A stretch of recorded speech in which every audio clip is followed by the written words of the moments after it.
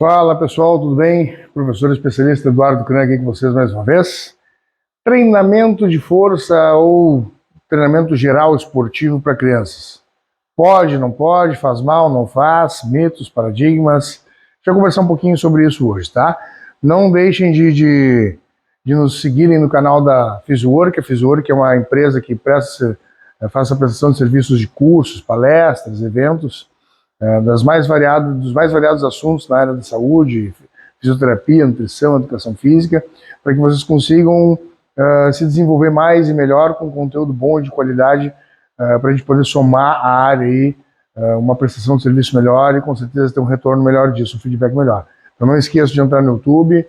A Physiwork tem bastante material interessante gratuito no YouTube, no próprio Instagram deles. Tem também material que vocês podem comprar e podem adquirir.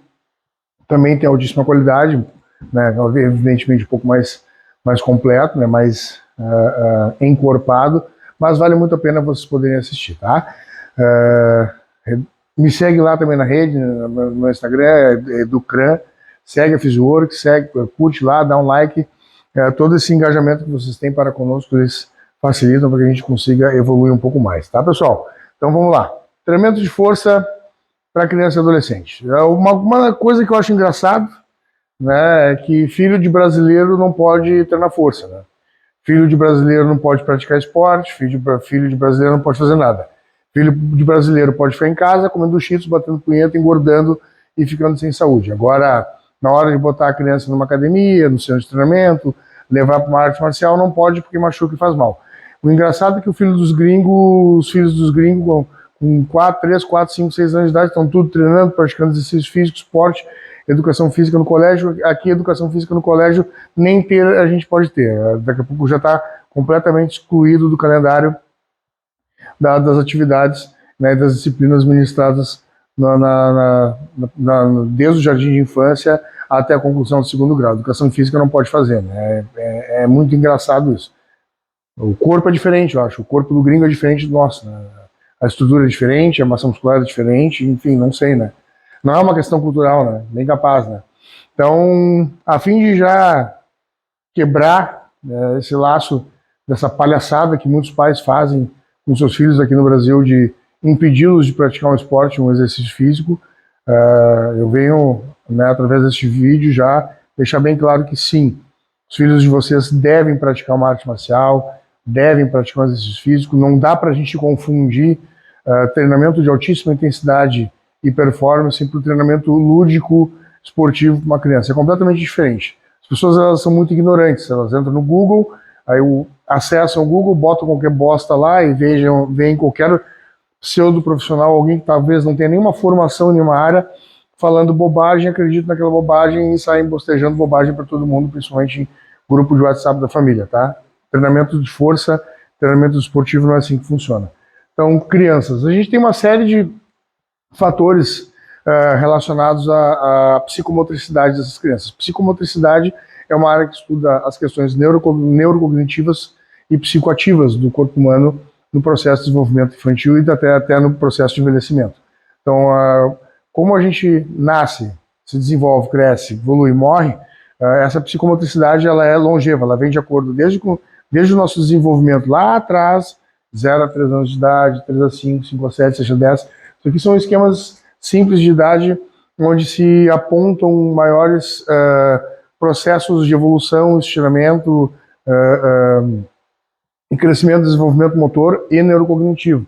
Não é 100% isso aqui, cada literatura vai pegar Piaget, por exemplo, tem um tipo de desenvolvimento ali do 0 mês a 1 ano, enfim, depende da literatura, vocês vão pegar alguma diferença nessas idades, mas em suma ali de 0 a 3 a gente tem 0 a 2, 0 a 3 a gente tem um tipo diferente de salto de evolução, de 3 a 5 outro salto de evolução, de 5 a 7 outro salto de evolução, 7 a 10 outro salto de evolução e assim sucessivamente, tá? Quando a gente fala em psicomotricidade, a gente fala de desenvolvimento de habilidades. Então, trazendo isso para o treinamento, vocês sabem que eu sou um cara do powerlifting, e sim, uma criança pode praticar powerlifting, mas aí vem a gente deixar de ser ignorante e burro entender que eu não vou pegar uma criança e botar uma barra olímpica de 20 quilos nas costas dela, ela nunca treinou na vida, eu vou mandar agachar, supinar ou aterrar. Vai praticar um jiu-jitsu, um judô, um muay thai. Eu não vou botar um par de luvas no muay thai ou só passar a faixinha na mão e mandar sair no soco, quebrar a cara. Então não sejam, por favor, pais, eu sou pai, inclusive, não sejam ignorantes, não é assim que funciona. Vocês não vão botar a criança a jogar futebol e a sair no soco, jogando bola, dando chute. Ó, quando tu vê o cara correndo com a bola, dá uma voadora na cara. Não é assim que funciona. Então, pensem e perguntem, questionem os profissionais que vão oferecer o trabalho, para depois vocês entenderem. Cara, é um assunto que chega às vezes até me irritar, porque a gente tem um monte de criança, eu vejo um monte de criança, zero desenvolvimento de capacidade motora, zero capacidade de desenvolver uma tarefa simples, obesas. Por quê? Porque os pais são idiotas, os pais são imbecis, eles não conseguem simplesmente botar a criança para praticar uma atividade física, e se tem alguma dúvida ou a pessoa não é de nenhuma área da saúde e ainda quer se prestar a questionar um serviço de um profissional que trabalha com aquilo. Perguntem pro profissional a forma e método de trabalho, deixem a criança um mês lá se desenvolvendo, vendo como é que funciona a responsabilidade, estudem o espaço, observem uma aula, para vocês poderem botar os filhos de vocês a praticar exercício físico. Daqui a pouco a gente vai formar, aqui no Rio Grande do Sul, por exemplo, a gente tem um índice de taxa de obesidade absurdamente grande, maior do Brasil. Saca? Então é extremamente complicado. As crianças elas vão acompanhando isso. Os pais dão porcaria, largam no colégio e foda-se, cara. E aí na hora que a gente tenta incluir atividade física, exercício físico saudável na vida das pessoas, vem um monte mas assim, ó, são 21 anos de área, é um monte e não melhorou. Eu ouvia isso há 20 anos atrás e ainda continuo escutando hoje. Meu filho se machucar. Aí fica em casa comendo Cheetos, Doritos, sorvete, porco, gordo, depois fica um adolescente problemático, psicólogo, psiquiatra, toma Rivotril, Gardenal, de pacote se mata. Aí porque não fica com ninguém, não conhece gente, não consegue entrar num círculo social, porque não é um jovem aceito por uma sociedade altamente excludente e preconceituosa. Essa é a realidade. Então, a gente não estou dizendo para vocês criarem filhos de vocês para se tornarem uma máquina de treino e virarem deuses gregos do treinamento, estátuas do corpo e da perfeição. Não tem nada a ver uma coisa com a outra, mas pelo menos proporcionar essas crianças, jovens e adolescentes uma forma deles conseguirem desenvolver sua autoestima, seu desenvolvimento motor e procurar habilidades diferentes, capacidades diferentes, inclusive de enfrentar as adversidades da vida diária. Tudo isso o esporte vai ensinar. Tudo isso o esporte vai ensinar disciplina, vai ensinar entendimento, capacidade de desenvolvimento de tarefas, rotina de treinamento, tudo isso o esporte vai ensinar. Mas aí eu vou expor a criança, eu tenho que botar a criança para brincar, ninguém está dizendo que vai começar ali com 2, 3 anos de idade e vai ter que estar aqui 7 horas da manhã em ponto, sair às 8 horas da manhã em ponto, ninguém fala, ninguém ri, ninguém brinca, ninguém está falando de transformar a criança em máquina. De novo, abram a cabeça, o treinamento é muito mais do que isso. Se vocês não têm a capacidade de desenvolver o filho de vocês, porque vocês não querem, porque é um bando de preguiçosos, eu tenho que trabalhar, foda-se a criança. Bota filho, na hora de fuder, botar filho no mundo é legal. Agora, na hora de cuidar da criança, você não pode. Eu tô muito ocupado. Enfim, então, vamos ponderar as situações, tá? E eu vejo isso muito pelo meu filho, até por isso uma certa indignação que eu tenho que falar, porque o meu filho, ele vai se tornar uma criança extremamente ativa. É feliz, brinca, dá risada, tem momento para tudo. A gente não está falando para botar 12 horas do dia da criança socado dentro de centros de treinamento esportivo. A gente está falando de 1, 2 horas de atividade 3 vezes na semana.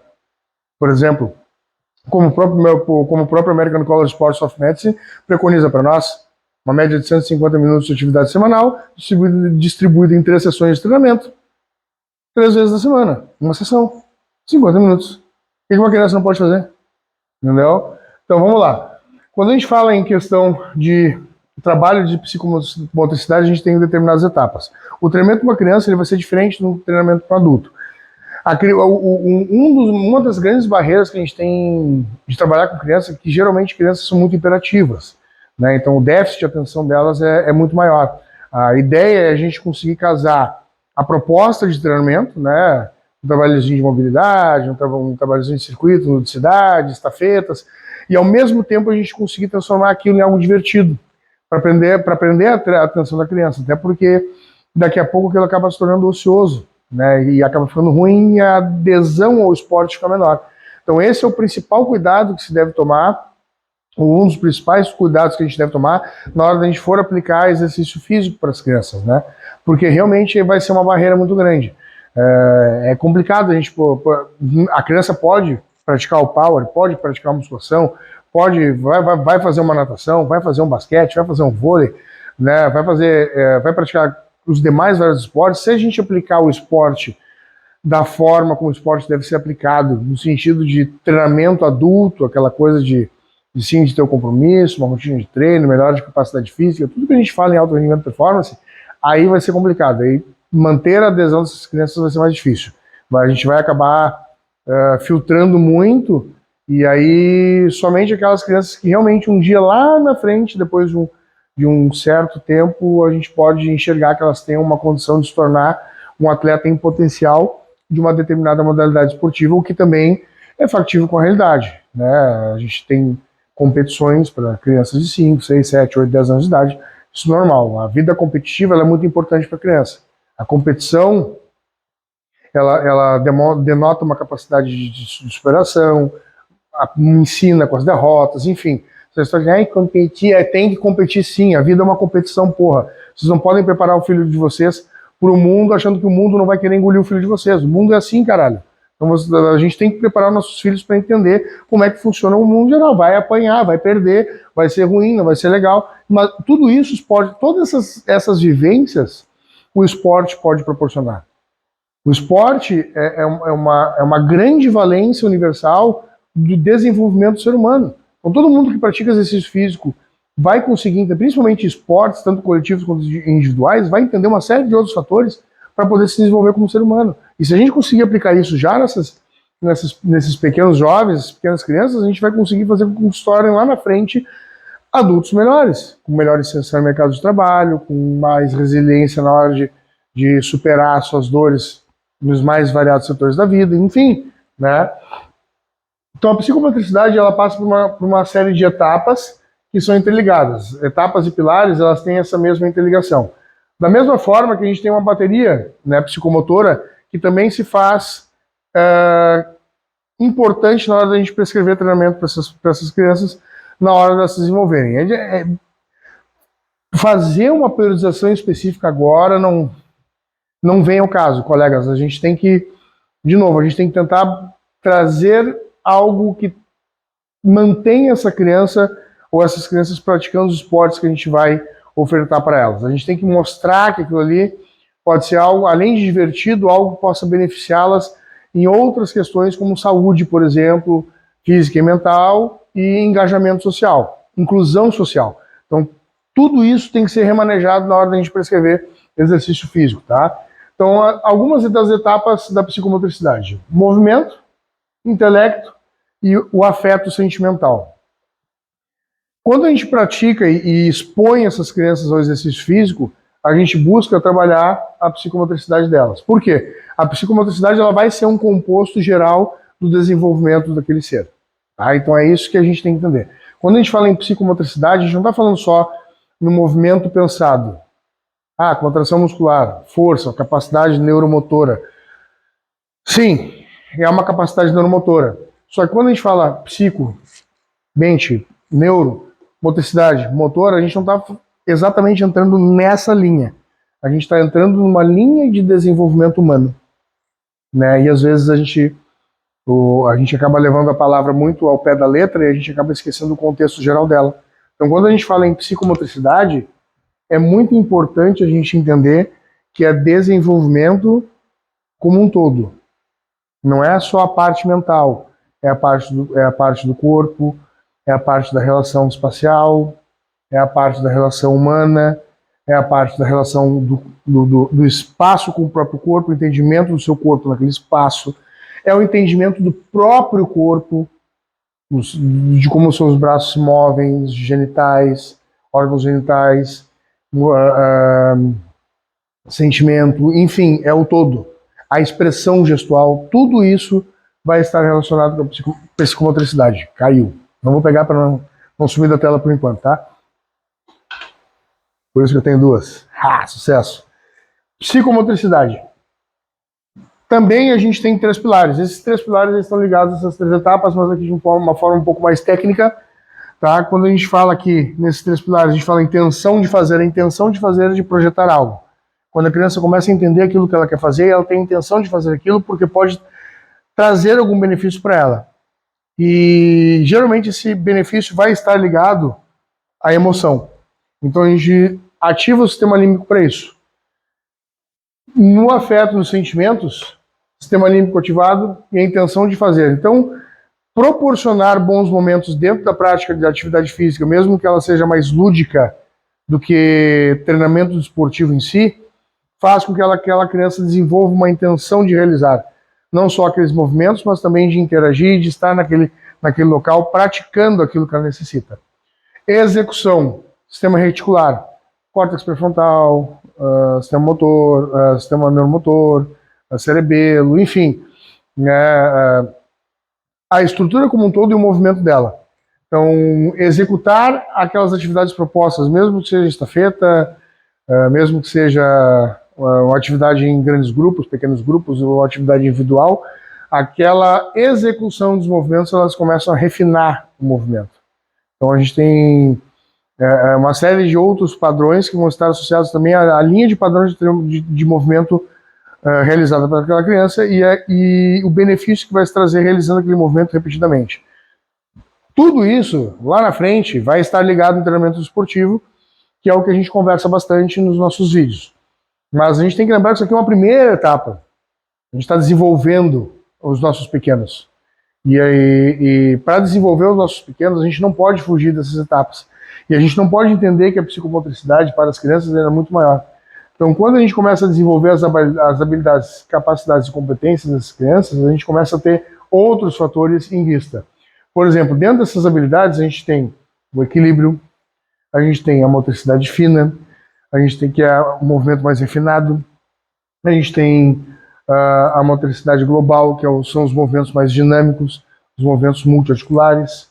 Não que um movimento multiarticular não necessite uma motricidade fina também, até porque o final de um gesto motor, por exemplo, basquete, vai fazer o arremesso, né? Até o final do movimento, a gente tem uma série de outros movimentos, flexionou o joelho, estendeu o joelho, um pé na frente, finaliza, flexiona o punho, então estende o cotovelo, flexiona o ombro. Então tem uma série de outros movimentos, só que esse movimento ele vai se refinando. Ele é um movimento global, mas ele precisa de uma certa motricidade fina em determinados quadrantes desse próprio movimento. Então também é muito importante. Esquema corporal, a forma como o corpo se entende naquele espaço que ele se encontra, como a gente falou sobre cinética e cinemática, né, mas aí numa questão mais profissional em performance de performance de treinamento, e a organização espacial, que é o espaço-corpo, que aí, como falei agora recentemente, cinemática e cinética de movimento. Dentro da psicomotricidade, a gente tem as baterias psicomotoras. As baterias psicomotoras também são estruturas muito importantes de serem trabalhadas e de serem conhecidas na hora da gente fazer a prescrição do treinamento para os nossos pequenos. Então, voltando, a prescrição do treinamento para os nossos pequenos, ela tem que passar etapa por etapa. As primeiras etapas, elas têm que ser sociais. A gente tem que engajar aquela criança com aquele novo ambiente em que ela está adentrando. O professor precisa conquistar o treinador, o professor ele precisa conquistar a confiança daquelas crianças que estão ali, para que elas tenham uma referência. Essa referência ela vai ser seguida. Essa liderança vai ser seguida. E a partir daí se iniciam os trabalhos. A gente aplica dentro disso um meio a meio e vai, conforme as turmas forem avançando, a gente vai dando um 10% de incentivo a mais dentro da especificidade do Demanda Esporte. Por exemplo, a gente faz um meio lúdico e um meio jiu-jitsu. Bota a criança, brinca, ensina a rolar, né, aquela coisa toda, faz um aquecimentozinho, né, mostra um vídeo, vai brincando, mostra um desenho que tem algum jiu-jitsu, enfim, vai criando situações para que essas crianças consigam se adaptar mais àquele ambiente e entre elas também. Passado um determinado tempo desse processo de evolução, elas vão ficando mais velhas, vão entendendo como é que funciona. Já sabe que não pode entrar no tempo e pisar de tênis, tem que tirar calçado, tem que tirar a meia, já disciplina, já cumprimenta o professor. Então as coisas elas vão evoluindo conforme o tempo, e aí sim, a gente pode passar para 60% de demanda do GIL para 40% de uso de cidade, e tentar manter aí uns 70%, 30%, né, nessas fases, assim, porque tornar o esporte cada vez mais sério só conforme a idade for avançando, e aí a criança já começa a entender que ela pode chegar num outro patamar, num outro nível, que não só o lúdico, né? Pode, por exemplo, se aventurar competindo, né? Entender que ela pode se aventurar competindo. Dentro das baterias de peso, a gente tem a tonicidade, que tem o trabalho do esforço físico muscular, tem o equilíbrio, tem a lateralização, noção do corpo, espaço-tempo, estrutura, espaço-tempo e praxia global e fina, que seriam as capacidades motoras, tá? Então, dadas essas demandas, a gente faz o construto de um trabalho.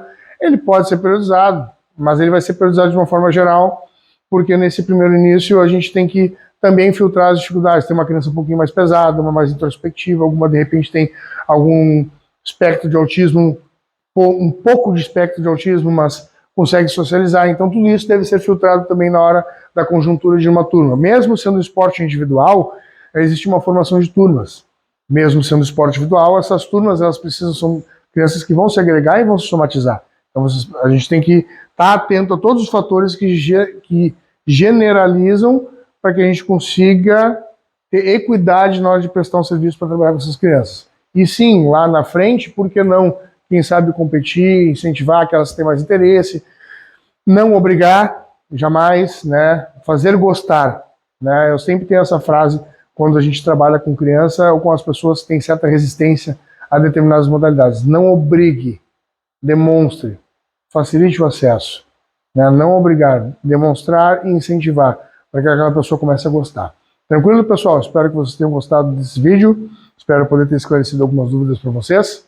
Não esqueçam de entrar lá no canal da Physiwork no YouTube, no Instagram. No meu canal também, Diário da Força. Indiquem, divulguem para poder ajudar a gente a continuar mantendo esse trabalho.